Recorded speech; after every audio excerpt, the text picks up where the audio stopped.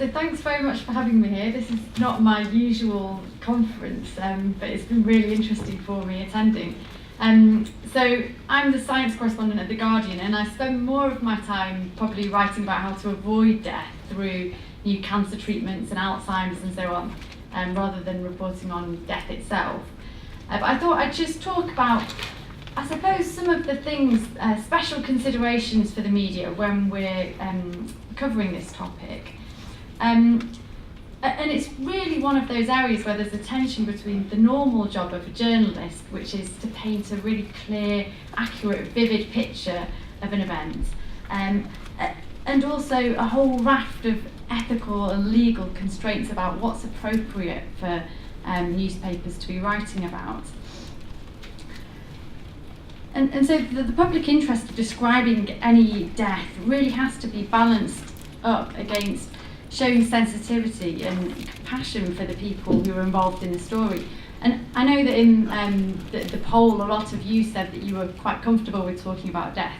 But I guess from my point of view as a news reporter, the deaths that we're writing about are often ones that are more unexpected or traumatic than most, and might involve a tragedy or a crime, that kind of thing. So I think there is also perhaps slightly different considerations for us when we're thinking about this area. And so I actually wanted to just start with one of those examples of Grenfell Tower fire, which has obviously really dominated media coverage during the past few weeks. Because I think it just captures some of those things that really need to be considered from a journalist's point of view. So as the scale of the tragedy was becoming clear, I just noticed among many comments about the coverage, one acquaintance on Twitter said, media interviews with grieving families have no place in society. It's voyeurism at its worst. And I think there was a lot of discussion about that. But then simultaneously, there was this anger building about the apparent failings that had led to this event, and it was in some cases being sort of channeled into conspiracy theories about cover-ups and about sort of media blackouts over this event. And I think that those two contrasting criticisms of coverage of this terrible event really says something about that fine line that journalists need to tread when they're covering deaths in these kinds of circumstances. And perhaps, this also relates to, individuals who've died in crimes, or even celebrities or well-known public figures who've died under unexpected circumstances. And I think especially against this backdrop of an erosion of trust in the mainstream media in some areas, and also erosion of trust in authorities such as councils and police, it's even more important than ever to get this balance right. So in the case of an event like Grenfell or other sorts of tragedies, I strongly believe that personal stories of those lost are really important. In fact, I think it's nearly impossible to comprehend an event like this or empathise with what's taken place without those personal stories. And I think the same is true for foreign conflicts or natural disasters as well.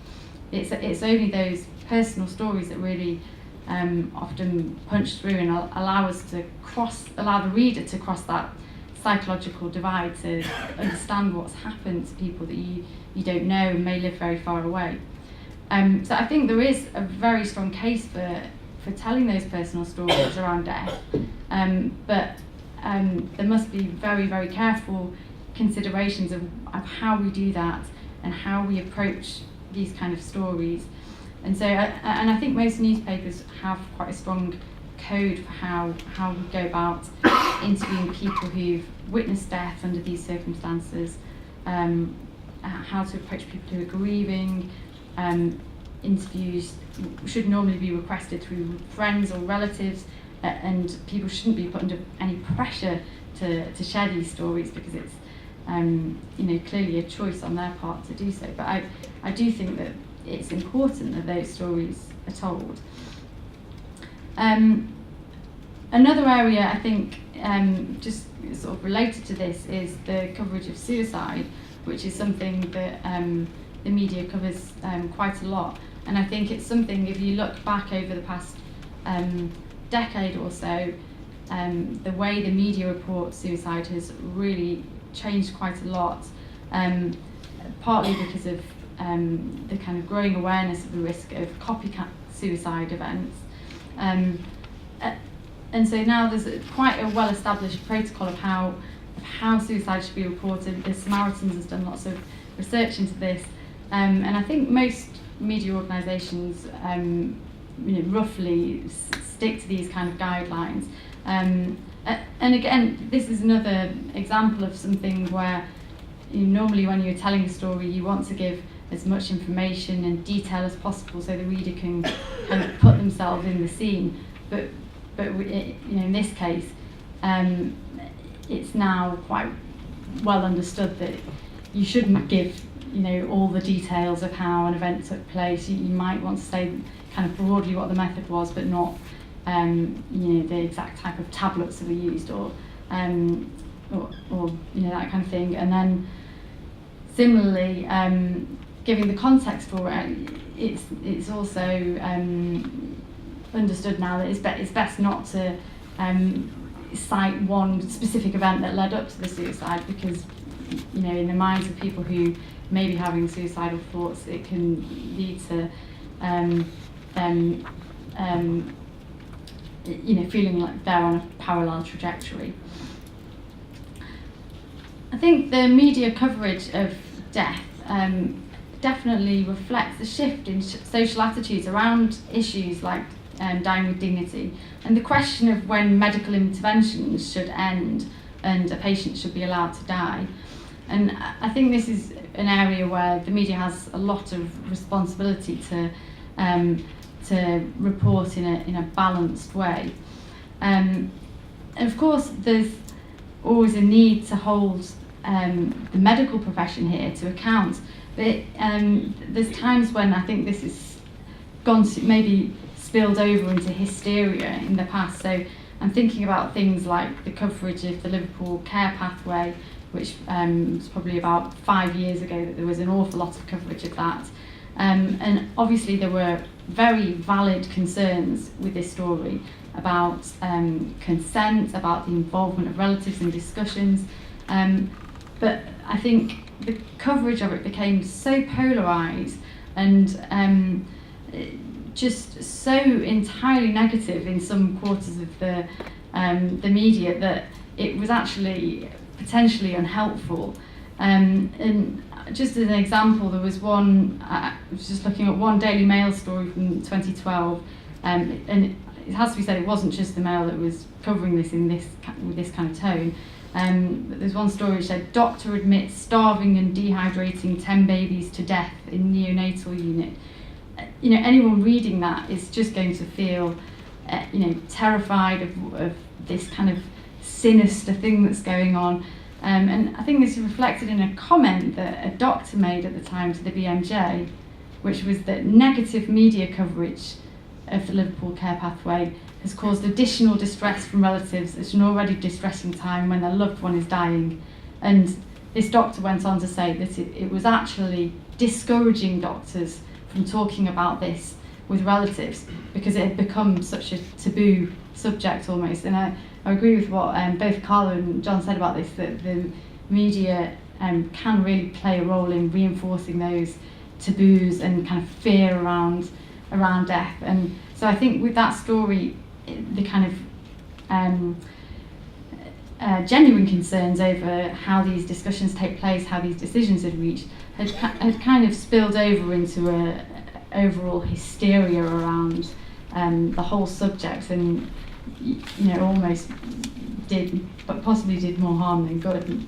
But I think there's been a shift in this, and if you think about the more recent coverage of the really sad, terrible story of the terminally ill baby Charlie Gard and the legal battle between Great Ormond Street and his parents, although it's still clearly a very difficult story, and there's been sympathetic reporting for the parents' case, I think I don't think there's been quite the same hysteria over that story. I'd be interested, I mean, maybe other people see it from a different point of view, but for me it felt more balanced.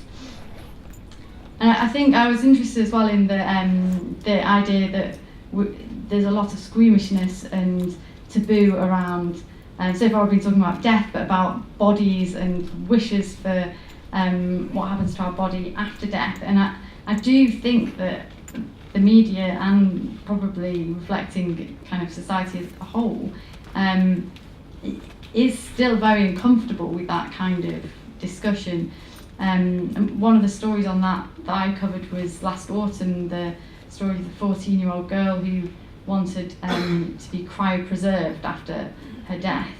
And I find it very interesting, but I mean, I was covering it because it was seen as a science story, because a lot of the attention was about, well, cryopreservation, does it work or not? And it was sort of seen as fascinating because it was a bit weird and different.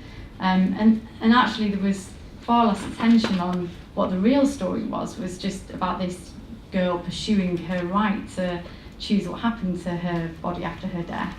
And so I found it quite interesting that that's how the story was approached, and perhaps really the science and the kind of the sci-fi elements of it was really a bit of a sideshow to what was really being decided in that case. So far I've been talking about news coverage of death, but the last thing I just wanted to mention is I think that there's been an increase in the number of personal accounts of death and grief in the media. And I think that some of this writing has been incredibly powerful. Thinking about things like the Oliver Sacks essay in the New York Times, and there's another piece also in the New York Times by Amy Krauss Rosenthal, which is entitled "You May Want to Marry My Husband," which is just an incredible piece of writing. Just after she'd learned that she had terminal ovarian cancer at the age of 51. And she's talking about how she's approaching death, and also about the thoughts she has for her partner after her death. And even things like Prince Harry this week talking about his feelings, the way his grief was dealt with after his mother's death, or Sheryl Sandberg talking about coping with the death of her husband. I do feel like there's been an awful lot more openness about talking about that personal experience of death. And I think for most of us, the death of someone very close to us, or the learning that we ourselves are approaching death, is something that happens very rarely. In the case of the second thing, probably only once.